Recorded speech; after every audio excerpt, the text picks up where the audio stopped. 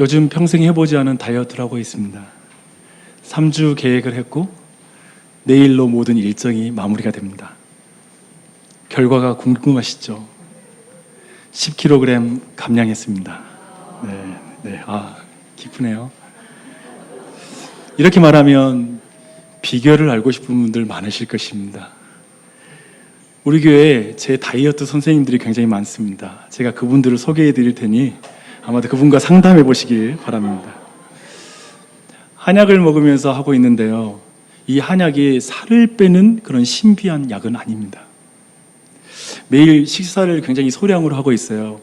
아침에 두유 하나, 점심에 닭가슴살 100g에 부추김치, 그리고 저녁을 방울토마토 10개, 이것으로 기본적으로 3주를 지내왔고 거의 탄수화물을 섭취하지 않았습니다.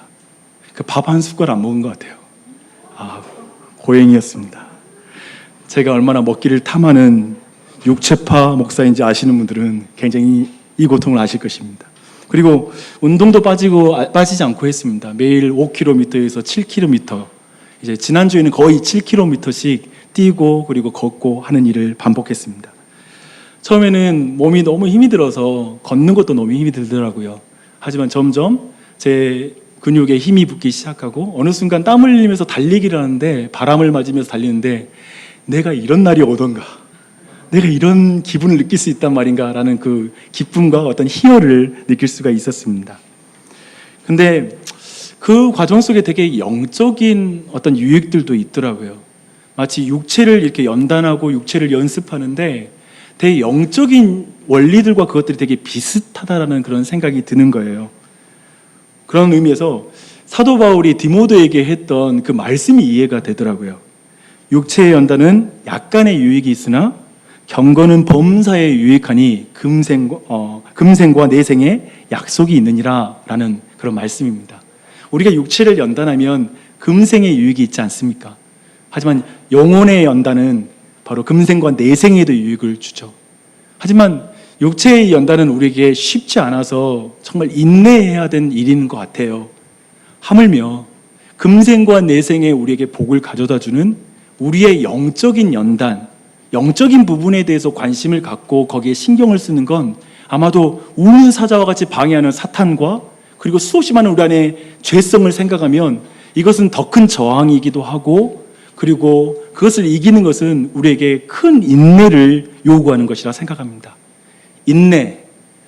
오늘 로마서 11장의 중요한 주제입니다. 저는 죄송해요, 로마서라고 했네요. 히브리서 11장은 사실은 믿음의 장이라고 유명하기 때문에 인내와 왜 연결되는지 잘 이해가 안 되는 분이 계실 것입니다. 그런데 중요한 것은 히브리서 11장이 말하는 이 믿음은 성경이 말하고 있는 모든 믿음에 대한 모든 부분을 다 가르치고 있지는 않다라는 것입니다. 그래서 우리가 주목할 건 11장이 어떤 맥락에서 믿음을 말하는가, 그것을 주목하여 살펴야 됩니다. 근데 이걸 알려면 멀리 갈 것 없이 오늘 본문 바로 앞절인 10장 39절 한번 볼게요. 10장 39절 다 함께 읽습니다. 우리는 뒤로 물러가 멸망할 자가 아니요 오직 영혼을 구원함에 이르는 믿음을 가진 자니라. 아멘. 지금 히브리 그리스도인들이 뒤로 물러나고 있는 상황이었습니다. 지금 히브리 그리스도인들이 뒤로 물러나고 있다라는 말은 무슨 말이냐면 그들이 다시 유대교로 돌아가는, 그렇게 광범위하게 유대교로 돌아가는 일이 지금 히브리서를 쓰고 있대 그 대상들이 그러한 일을 경험하고 있습니다. 예수님을 믿는 이유로 핍박과 시련이 닥쳤기 때문에 그들은 그렇게 유대교로 다시 돌아가고 있습니다. 10장 32절 이하를 보면 먼저 그들은 비방과 환난과 그래서 사람들의 구경거리가 되었다라고 말합니다. 여러분, 누군가의 구경거리가 된 적이 있으세요? 그것은 굉장히 심리적이고 마음에 상처를 주는 그런 일일 것입니다. 지금 사회적인 고통이 지금 히브리 그리스도인들에게 닥쳤습니다. 그리고 34절을 보니까요, 거기에다가 소유를 빼앗기는 일들까지 있었습니다. 즉 경제적인 핍박까지 거기에 가중되고 있습니다. 더하여 13장 3절의 말씀을 보면 갇히고 학대까지 받았다라고 이렇게 말하고 있습니다. 왜냐하면 예수 그리스도를 믿기 때문에. 신앙 때문에 지금 이런 일을 당하고 있는 것이죠. 사회적 고통, 그리고 경제적인 고통, 육체적인 고통, 이 모든 고통이 예수님을 믿기 때문에 그들에게 닥친 것입니다. 근데 놀랍게도 히브리 그리스도인들은 처음에는 이 고난과 싸움을 잘했습니다. 잘 견뎌냈어요. 여러분, 이 중에 한 가지만 닥쳐도 여러분 어떨 것 같아요? 신앙을 딱 유지할 수 있을 것 같아요? 그런 걸 감안한다면 처음에 견뎠다는 것도 참 놀라워요. 어떻게 견뎠을까요? 오직 한 가지 믿음이 있었어요. 그 보이는 절망을 이기는 것이 오직 한 가지가 있었는데, 예수님 곧 오실 거야. 주님이 오셔서 이 모든 상황을 완전히 바꾸실 거야. 지금 현실적인 그 모든 고통을 제거해 주실 거야 라고 이렇게 그들은 기대하면서 참았습니다. 그런데 시간이 지나도 아무런 변화가 일어나지 않는 것이었습니다. 예수님 때문에 사회적, 그리고 경제적, 육체적인 지금 고통을 당하고 있잖아요. 그런데 예수님은 자신의 고통을 외면하는 것처럼 느꼈어요. 그러니까 마음이, 난 하나님을 사랑하는데 왜 하나님은 사랑하지 않아요?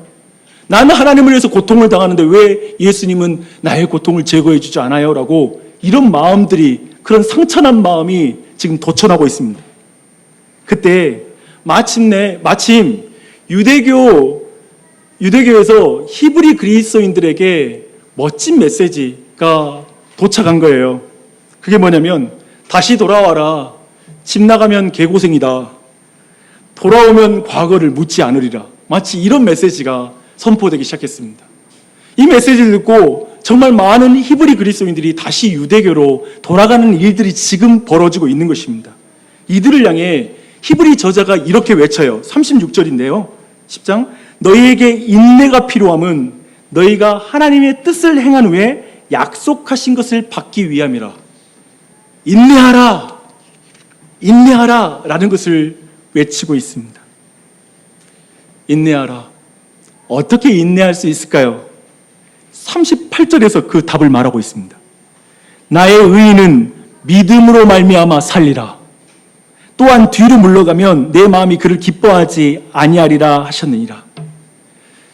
히브리서 기자는 이렇게 말합니다. 우리가 인내할 수 있는 이유는 믿음으로 인내할 수 있다라고, 믿음이 인내하게 하는 믿음이다라는 걸 말하고 있죠. 그래서 오늘 말씀 제목이 뭐냐면요, 믿음, 인내로 당한 경주를 달리게 하는 힘.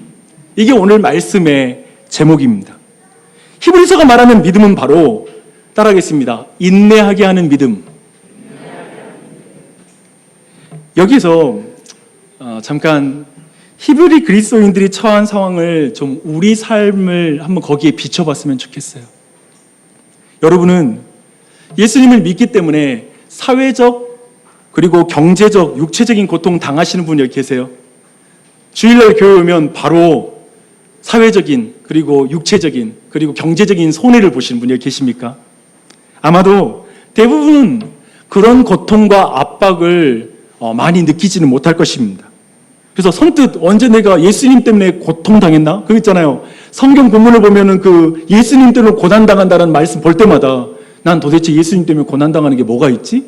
사실 우리의 삶에서는 그렇게 볼 수 없는 그런 내용이 아닐까 싶어요.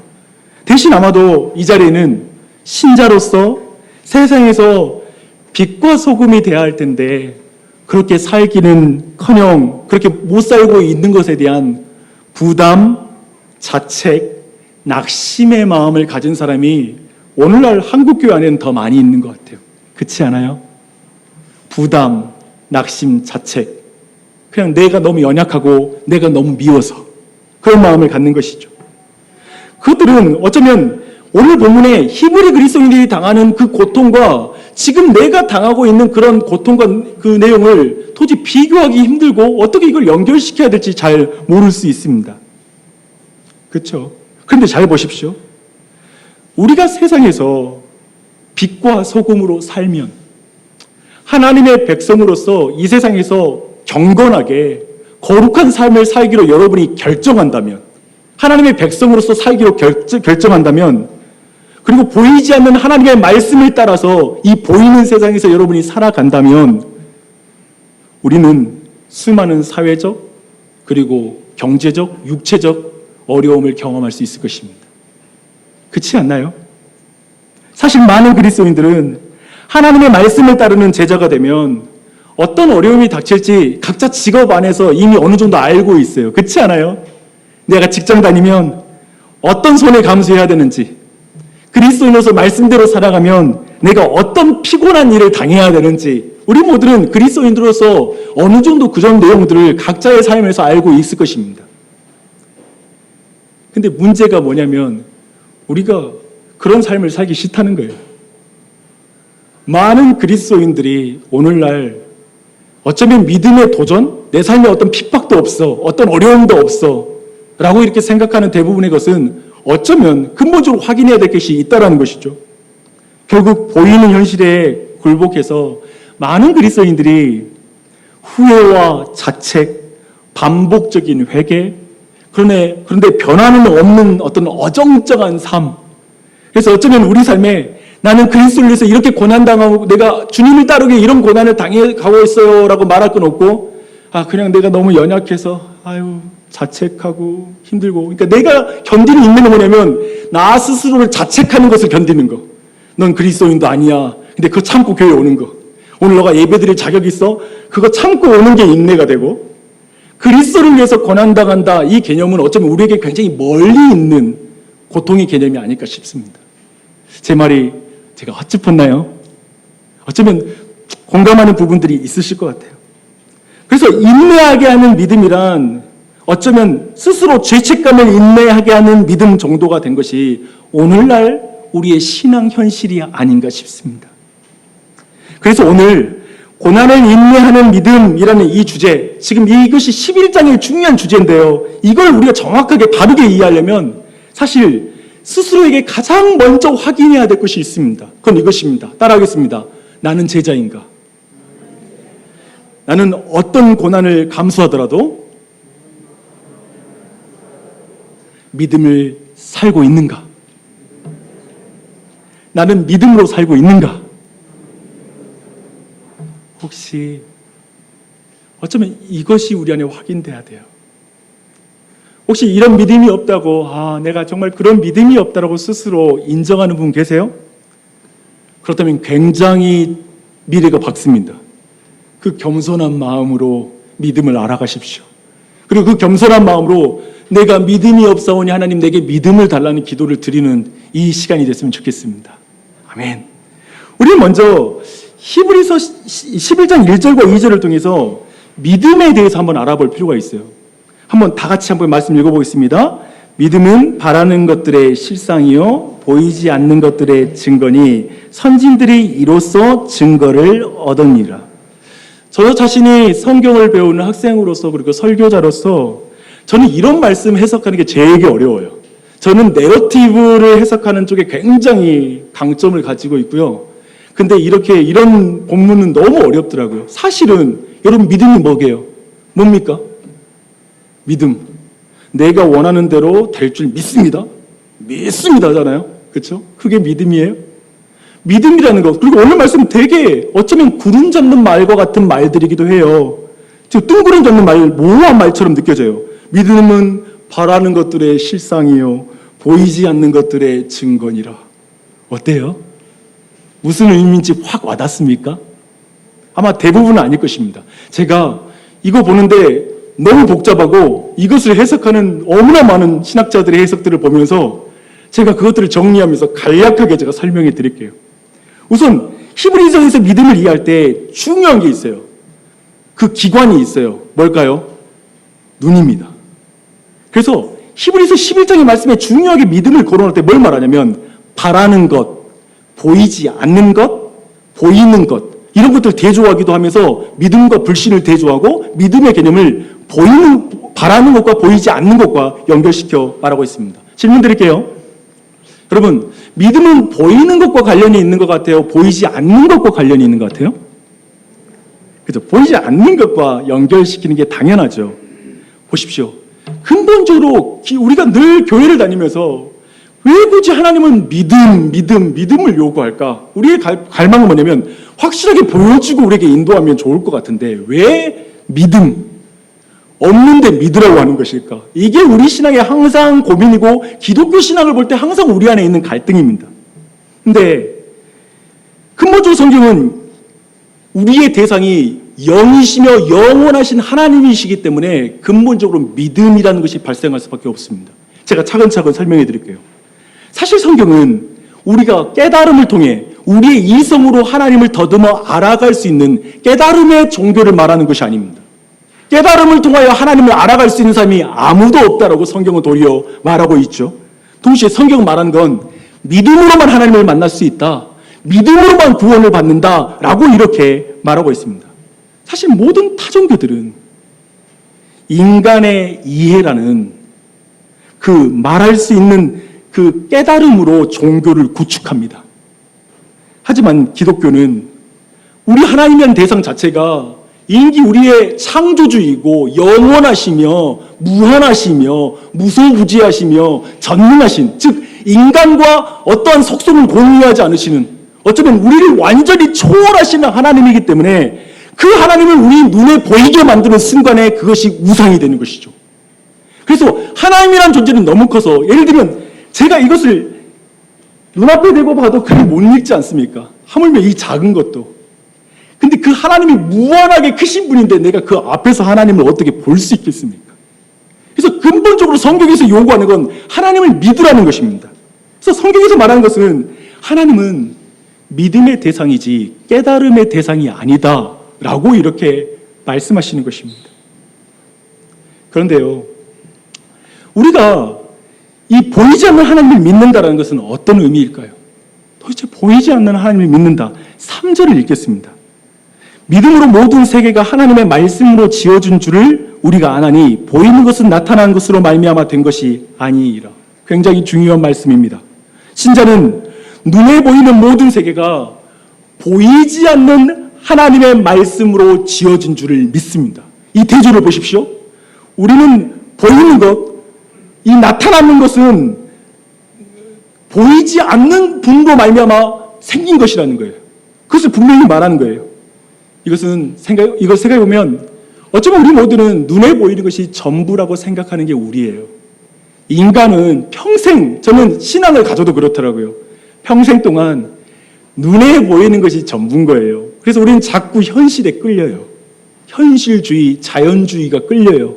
자연으로 인생을 다 설명하고 현실에 눈에 보이는 것으로 우리의 인생을 다 설명해내는 뇌과학이 좋고, 이제 뇌과학으로 넘어감으로 말미암아 진화론이 이제 사람의 심리까지도 이제 보이는 것으로 설명할 수 있으니 옳거니, 과거에는 종교와 심리를 이제 설명할 수 없었는데 이제 진화론으로도 이 모든 걸 설명할 수 있으니 옳거니 뇌과학 좋다. 그 모든 걸로 모든 사회 현상을 설명해내는 걸 사람들은 좋아합니다. 철저히 인간은 눈에 보이는 것에 끌리기 때문에 그렇습니다. 근데 지금 말씀은 완전히 뒤집는 것이죠.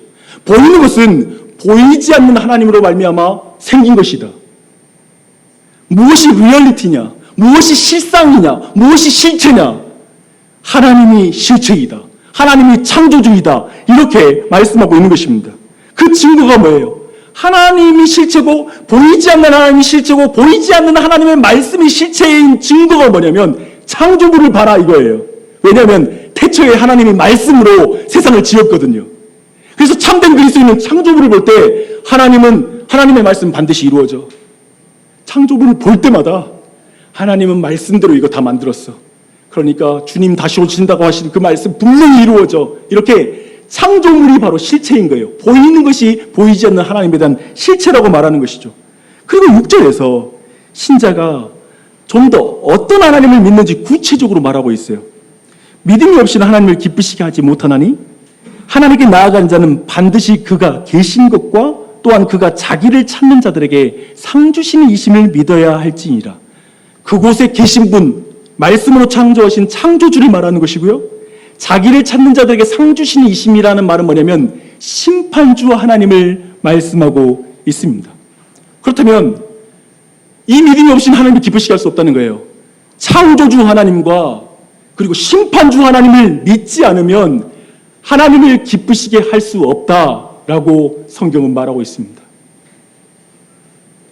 이 말은 성경을 말하는 분은 보이는 모든 세상을 하나님이 지으셨고 지금도 그 모든 피조물들을 하나님이 통치하고 계시며 결국에 그 보이는 모든 것을 심판하실 분은 보이지 않는 하나님이다. 이분을 믿어야 하나님을 기쁘시게 할 수 있다. 라고 이렇게 말하는 것이죠.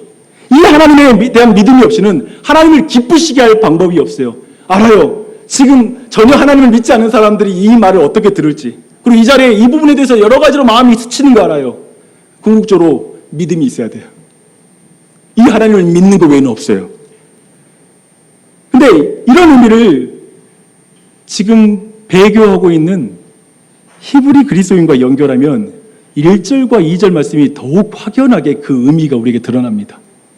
지금 히브리 그리스도인들이 배교하는 이유가 뭐죠? 눈에 보이는 현실 때문에 그래요. 눈에 보이는. 눈에 보이지 않는 예수 그리스도 때문에 눈에 보이는 현실 속에서 사회적, 경제적, 육체적 고통을 당하면 그 상황을 이길 수 있는 사람 있을까요? 인간의 힘으로? 아무도 없어요. 여러분이 그 상황에 처해 보십시오. 이 세 가지 중에 한 가지만 닥쳐도 우리는 힘들 거예요. 신앙 버리고 싶을 거예요. 안 믿고 싶을 거예요. 그렇죠? 이것을 인간의 힘으로 당해낼 사람은 없습니다. 그래서 이렇게 하나님에 대한 이 현실, 보이는 세계에 압도당하기 시작하면 우리에게 나타난 현상은 뭐냐면 하나님의 모든 약속에 대해서 우리의 마음 가운데 의심이 생기기 시작한다는 거예요. 성경 말씀에 대해서 의심이 생기기 시작한다는 거예요. 주님이 말씀하시죠. 지금 눈에 보이는 것보다 더 낫고 영구한 소유를 내가 너를 위해서 준비했단다. 내가 너에게 약속한다. 내가 잠깐 오면 다시 오리라. 그래 지체하지 않으리라. 내가 너에게 약속한다. 이런 말씀이 안 믿어져요. 언제 와? 2000년 안 왔으면 앞으로도 안 와. 나 지금 이렇게 힘들게 지내는데 지금 하나님 나 안 도와주신 거 보면 주님 안 오셔. 말씀 다 거짓인 것 같아 라고 생각이 듭니다. 눈에 보이는 현실 앞에 하나님의 말씀이 너무 작아 보이지 않으세요? 이 책이 뭐라고? 말씀은 정말 신기루처럼 보일 때가 있습니다. 보이지 않는 말씀 때문에 보이는 현실 속에서 내가 이런 일을 당하는 것 누가 이해해줘요? 세상에서 누가 내가 믿음 가지고 고난당할 때 야, 너 지혜롭다고 말하는 사람이 어디 있어요? 왜 바보같이 그렇게 사냐라고 말하죠. 그런 현실 속에서 믿음의 길을 걷는 것 그것은 너무나 어려운 일입니다. 지금 히브리 그리스도인들이 이런 일을 당하고 있어요. 하나님이 미래에 대해서 우리에게 약속해 주셨는데 그를 바라는 것이라고 하잖아요. 바라는 것. 바라는 것은 미래예요. 현재가 아니에요. 현재는 보는 것이라고 불러요.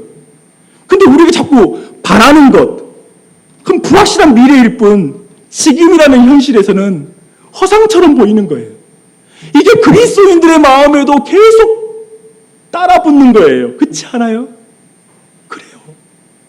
바로 그런 이들에게 지금 히브리서가 이렇게 말씀하고 있습니다. 믿음은 바라는 것들의 확신이란다. 믿음은 바라는 것들, 하나님의 미래에 대한 약속들에 대한 실체란다. 그 증거를 봐라. 온 창조물이 바로 보이지 않는 하나님의 말씀이 선포됐을 때 그대로 이루어진 것이란다. 바로 그 믿음은 때가 되면 지금 보이지 않는 것들이 입증되는 결과를 가져올 것이란다. 지금 보이지 않는 것, 지금 하나님 말씀 안 이루어진다고, 지금 뭔가 안 된다라고 말하는 그것이 실체가 될 때가 올 것이란다. 그러니 지금 내가 당한 고난을 믿음으로 인내하려. 오직 의인은 믿음으로 살고 심판의 때에 오직 의인은 믿음으로 선다. 믿음을 말하는 것입니다. 그래서 3절부터 38절까지 말하는 이 믿음은 철저하게 바라는 것들과 보이지 않는 것들, 미래와 그리고 내 눈에 보이지 않는 현실적이지 않은 것 같은 그것과 관련하여 믿음을 설명하고 그 믿음을 살아낸 믿음의 조상들을 거기서 말하고 있습니다. 주 안에서 사랑하는 교우님들, 이 믿음의 전당에 있는 이 믿음의 사람들은 우리에게 말하고 있어요. 너만 그런 외로운 삶을 사는 것이 아니란다. 너만 현실 속에서, 냉혹한 현실 속에서 그렇게 하나님을 믿는 믿음, 보이지 않는 하나님의 말씀을 붙잡고 산 것이 아니란다. 너가 그 느끼는 그 모든 느낌을 이 믿음의 조상들이 느꼈단다. 너보다 앞서 이 길을 걸은 사람이 많단다. 여러분은 누군가 동행이 있고 먼저 그 믿음의 길을 가는 사람이 있어서 용기를 얻은 적 있으세요? 정말 어려운 상황에서도 믿음으로 뚫고 나가는 좋은 믿음의 동지 때문에 자신의 삶을 이긴 적이 있으세요? 바로 그런 위로가 이 11장을 볼 때 우리는 그런 위로를 받게 된다는 것입니다. 다시 한번 정리합니다. 히브리서 11장의 모든 인물이 말하는 그 믿음, 그것은 바라는 것들과 보이지 않는 것들에 대한 믿음으로 인내의 삶을 살아가는 사람, 그 사람들을 말하고 있습니다. 그런데 이 믿음을 저는 한 문장으로 줄일 수 있다고 생각이 들어요. 그래서 여러분 한번 따라해 보십시오. 모든 믿음의 사람은 세상을 창조하시고 세상을 심판하시는 하나님이 말씀대로 하신다라는 것. 이걸 믿는 거예요. 이걸 믿는 것입니다. 한번 그 예로 우리 이 시간은 다 살필 수 없지만 믿음의 조상이라고 불리는 아브라함을 한번 살펴볼게요. 8절부터 아브라함에 대한 내용이 나와요. 아브라함은 부르심을 받을 때 장래 유업으로 받을 땅에 나아갈새 갈 바를 알지 못하고 나아갔다. 그쵸? 바라고 나아가는 거죠. 그쵸? 여기서 아브라함의 믿음은 장래에 받을 땅에 대한 하나님의 말씀만 잡고 간 거예요. 다른 게 아무것도 없어요. 하나님이 그 약속대로 이룰 걸 믿고 나가는 것 외에 그 믿음 외에는 다른 건 없다는 거예요. 하나님의 말씀을 믿는 것, 그대로 이루실 걸 믿는 거예요. 이런 믿음은 이삭과 야곱까지 이어졌다라고 지금 성경은 말하고 있습니다. 사실 이삭과 야곱까지 그들은 장막에서 살아요. 텐트 짓고 사는 거예요. 뭐 정착해서 그 땅, 하나님이 가나안 땅을 보라, 네가 땅으로 밟는 땅 내가 줄게, 여기에 내가 모래와 같은 많은 자손을 줄 거야 라고 약속했잖아요. 근데 아브라함의 평생이 손에 잡히는 게 뭐였냐면 이삭 낳고 죽었어요. 땅이라고 뭐냐면 아내를 묻을 땅을 햇사람들에게 산 땅, 아마 묘지니까 뭐 얼마나 컸겠어요. 하나님의 언약과 약속은 거창한데 삶의 현실은 냉혹해요. 정말 보잘것없어요. 이게 믿음의 조상의 삶이었어요. 뭐가 있어요? 그쵸? 창세기 주 내용이 뭔지 아세요? 남들이 쉽게 얻는 아들 낳는 게 그렇게 힘들어요. 자식 문제예요. 왜 이렇게 다른 사람들은 무슨 결혼만 하면 임신 뚝뚝 하는데 왜 이 가정은 막 수십 년 동안, 이삭도 수십 년 동안 아이를 못 얻어요? 아니 모래와 같이 많이 주신다고 하면서 왜 자식을 안 줘요? 여기에서 무슨 시험이 있었겠어요? 아브라함과 이삭이 그 아이를 낳는 과정 속에 뭘 배웠겠어요? 결국 그들이 아까 말한 대로 죽을 때에도 땅 한 조각밖에 없었죠. 근데 어떻게 그 세월을 인내했을까 이거예요. 어떻게? 그게 10절에 나와요. 이는 그가 하나님이 계획하시고 지으실 터가 있는 성을 바랐습니다. 맞죠? 바라는 것, 이게 믿음이죠. 장막에 살면서도 하나님은 나를 위한 성을, 장막과 대조되죠? 성을 이미 디자인하셨어. 그리고 이미 계획하셨어. 이미 그 성을 준비하셨어 라고 믿고 나아가는 거예요. 하나님의 약속대로 하신다라는 믿음, 이게 아브라함이 가진 믿음입니다. 부르실 때의 믿음이죠. 그리고 나서 11절은 우리가 아는 성경의 내용과 좀 다른 듯한 말씀이 하나 등장합니다. 사라가 자신이 잉태할 힘이 없는데 믿음으로 아들을 낳았다라고 이렇게 말하는 거예요. 이 부분 보면 창세기 18장에 이제 새 천사가 아브라함의 집에 부지간에 방문했을 때 이제 그들이 아브라함에게 약속을 하잖아요. 내년 이맘때 너와 내 아내에게 아들이 있을 것이다 라고 말했을 때 그때 그 말을 사라가 듣고 자기에게 그 생리가 이미 끝나고 몸이 마른 것을 알고 이제 그것을 비웃었다라는 말씀이 나옵니다. 그때 천사가 매우 중요한 말을 해요. 여호와께서 능하지 못한 일이 있겠느냐? 기한이 이를 때 내가 내게로 돌아오리니 사라에게 아들이 있으리라. 여러분 보십시다. 그렇다면 지금 창세기 18장과 오늘 본문의 11절 말씀이 충돌하는 말씀인가요? 그렇잖아요. 한쪽은 사라 믿음 없었잖아요. 그리고 11절에서는 믿음으로 잉태했다고 말하잖아요. 이 말씀은 어렵지 않아요. 천사가 여호와께 능하지 못한 일이 있겠느냐라는 말씀으로 책망할 때 사라 안에 믿음이 생긴 거예요. 저는 이 말씀 보는데 위로가 되더라고요. 우리가 때로는 중간에 믿음을 잃기도 하지만 다시 한번 믿음을 회복시켜 주시는 분이시다. 다시 한번 믿음을 일으키기를 원하시고 이 말씀도 그 가운데 듣게 하시는 말씀이다 믿습니다. 근데 이때 사라가 가진 그 믿음이 뭐냐면 하나님이 약속대로 하신다라는 믿음이에요. 하나님이 약속대로 말씀을 들으면서 믿음이 나죠. 약속을 들으면서 믿음이 나는 거예요. 그 믿음을 가진 거예요. 생각해보면 사라는 아들 하나 낳고 죽습니다. 그런데 하늘의 허다한 별과 또 해변의 무수한 모래와 같은 후손을 얻게 되었다라고 말씀하고 있습니다. 그리고 나서 이제 17절부터 나오는 아브라함이 믿음으로 이삭을 드리는 장면은 어떤가요? 제가 볼 때 저는 이것이 기독교 역사상 그리고 성경 안에 정점을 찍는 믿음이에요. 제가 설명해 드릴게요. 어느 날 날벼락 같은 명령이 아브라함에게 주어집니다. 이삭을 제물로 바치라는 그런 명령이었습니다. 18절은 아브라함 안에 두 가지 말씀에 대한 믿음이 충돌하는 걸 보여주고 있어요. 첫 번째는 뭐냐면 이삭을 통하여 그 자손이 무수하게 될 것이라는 말씀을 믿은 거예요. 아브라함이. 그럼 하나님 분명 그 약속을 이룰 거야. 첫 번째. 두 번째, 하나님의 아들을 죽이라는 그 말씀도 믿어요. 그래서 그 두 개가 충돌하는 거잖아요. 아들을 죽이면 어떻게 그 자손이 많아진다는 말이지 인간의 생각으로는 이해할 수가 없어요. 하지만 이해할 수 없는 것이 없을 때 아브라함은 하나님의 말씀을 신뢰하고 그 모든 것에 순종하죠. 근데 그 충돌하는 것이 그렇게 순종할 수 있었던 이유가 이제 어떻게 해결되는지를 보여주는 말씀이 이제 19절입니다. 19절 말씀 보세요. 그가 하나님이 능히 이삭을 죽은 자 가운데서 다시 살리실 줄을 생각한지라 비유컨대 그를 죽은 자 가운데서 도로 받은 것이라.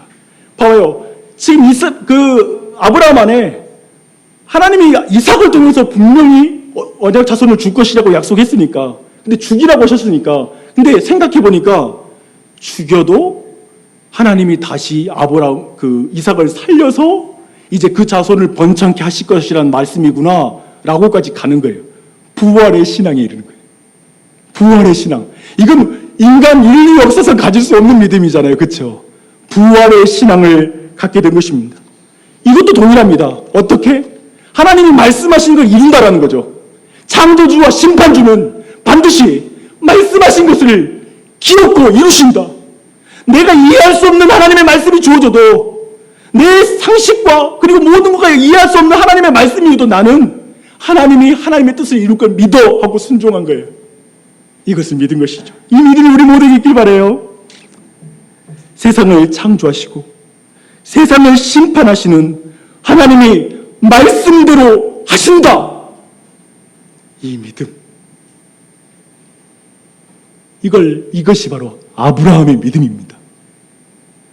도대체 이 아브라함의 믿음이 지금 히브리 그리스도인들에게 지금 현실 속에서 타협하고 다시 뒤로 물러나 유대교로 돌아가는 그리스도인들에게 어떤 격려와 위로를 주었을까요? 그리고 지금 혹시 그와 같이 히브리 그리스도인과 같이 세상으로 마음과 그리고 모든 생각이 빼앗겨버리고 뒤로 물러난 우리에게 하나님은 무슨 말씀을 하고 계시는 것입니까? 하나님 나라 천국에 대한 믿음 가지고 우리도 신앙생활 시작했습니다. 그러나 보이는 현실 가혹해져.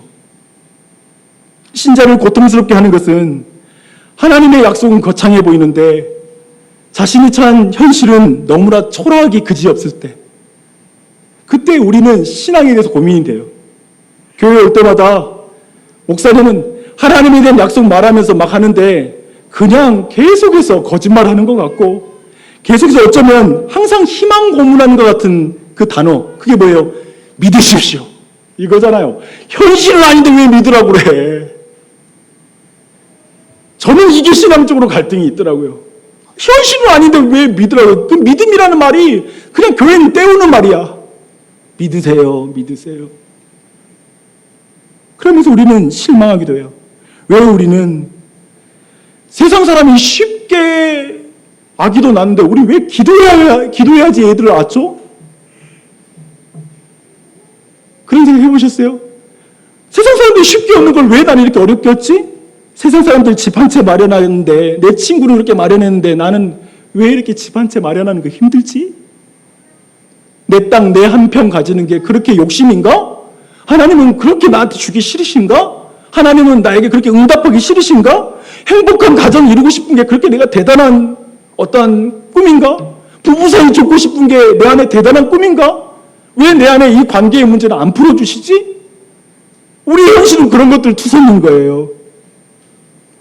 믿음대로 살면 일이 술술 잘 풀린다고요? 믿음으로 1억 헌금하니까 50억 빚을 하나님이 갚아주셨다고요? 그럴 수도 있겠죠. 그럴 수도 있겠죠. 그거 가르치며 돌아다닐 수도 있겠죠. 근데 33절로 34절 말씀 보면 분명 믿음으로 이기기도 하고 의를 행하기도 하고 사자의 입을 막기도 하고 불의의 세력을 멸하기도 하며 칼날을 피하기도 해요. 전쟁에서 용감하기도 되기도 하고요. 그래요. 그런데 35절로 37절을 없애면 안 돼요. 믿음으로 말미암아 고난을 자처하는 사람이 있어요. 고문받고 조롱과 채찍질도 당하고 결박에 옥에 넘겨지기도 하고요. 돌로 첨을 당하고요. 톱으로 켬을 당하고요. 시험과 칼 가운데 죽임을 당하는 믿음의 사람이 있어요.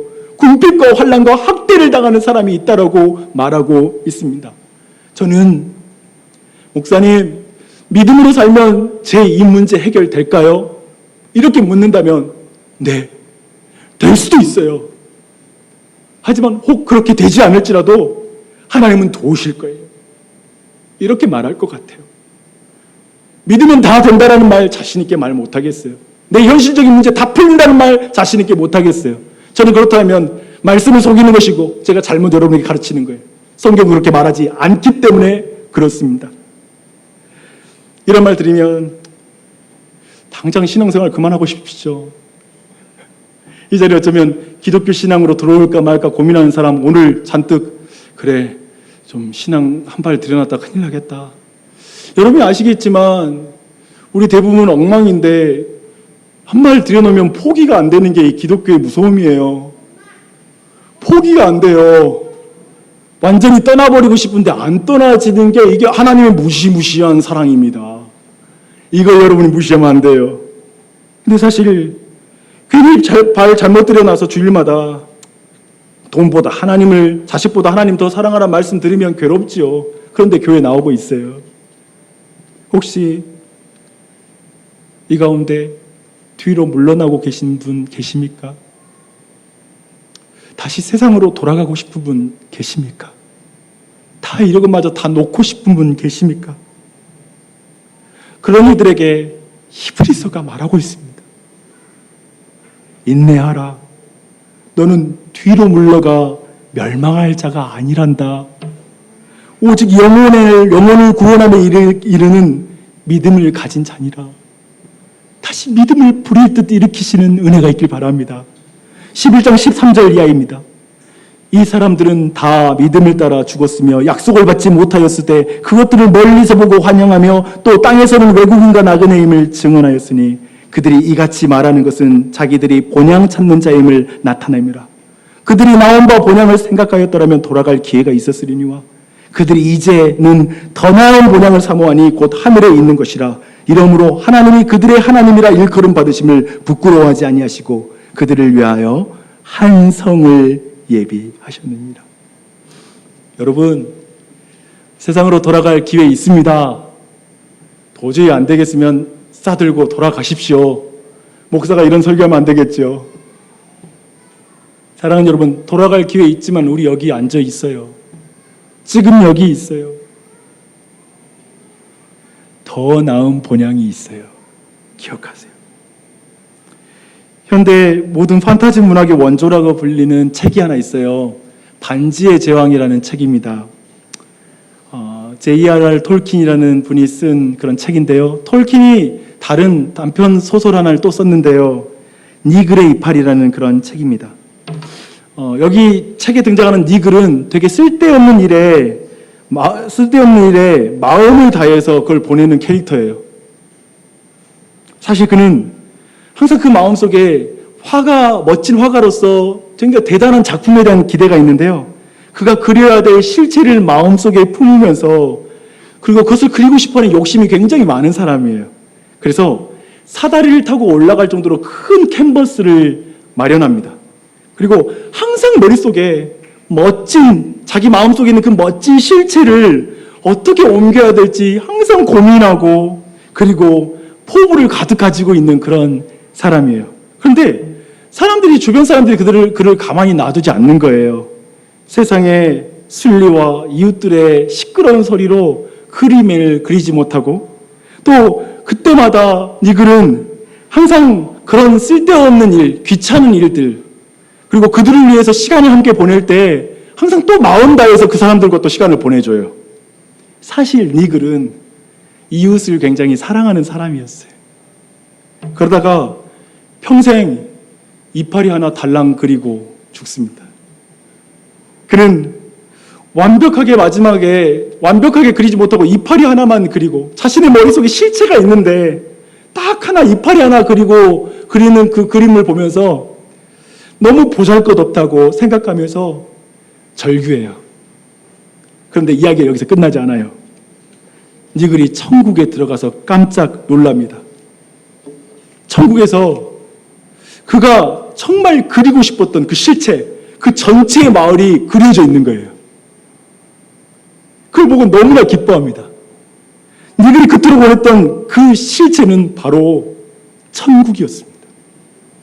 자신의 그 완성은 천국에서 본 거예요. J.R.R. 톨킨이 C.S. 루이스를 기독교로 인도할 때 역할했던 사람인데요. 그는 여기서 이렇게 말하는 거예요.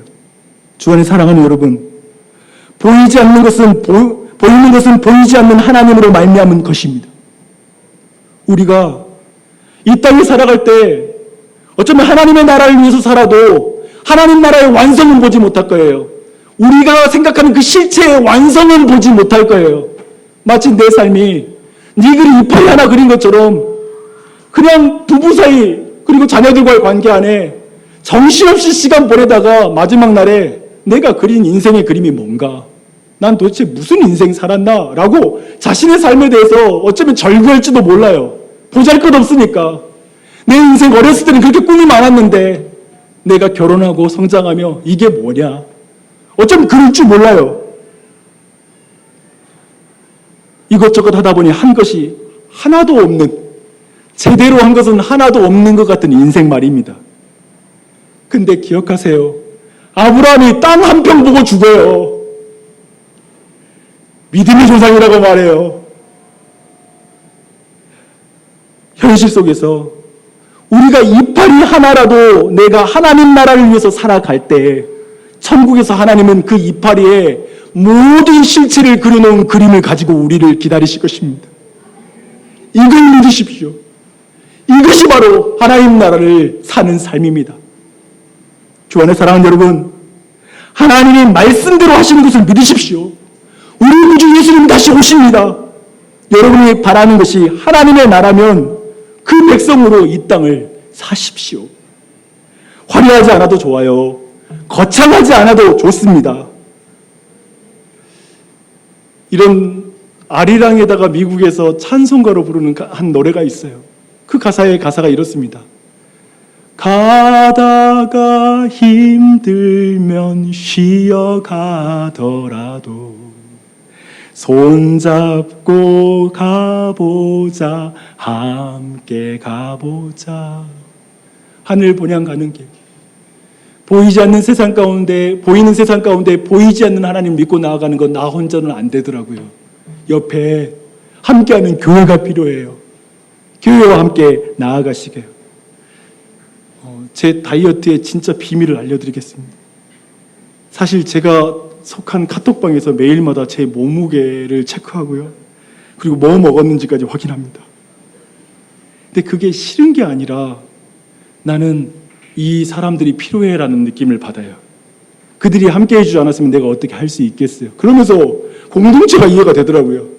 공동체가 우리 몸무게 이런 어떤 육체의 연단을 위해서 이렇게도 관심 갖는데, 영적인 것을 위해서 우리가 서로 관심 가져주고 매일마다 서로에게 말씀 체크해주고 마을의 카톡방이 그렇게 활성화가 된다면, 야, 우리 교회 완전히 뒤집어지겠다. 그런 생각 진짜 들더라고요. 그런 일에 열심을 우리가 가졌으면 좋겠다, 그런 생각이 듭니다. 그런데 이렇게 결정적인 그건 것 같아요. 누군가 나를 보고 있다는 것이 나로 하여금 열심히 하게 만들어요. 근데 히브리서 12장을 보니까요, 모든 믿음의 조상이 우리를 보고 있대요.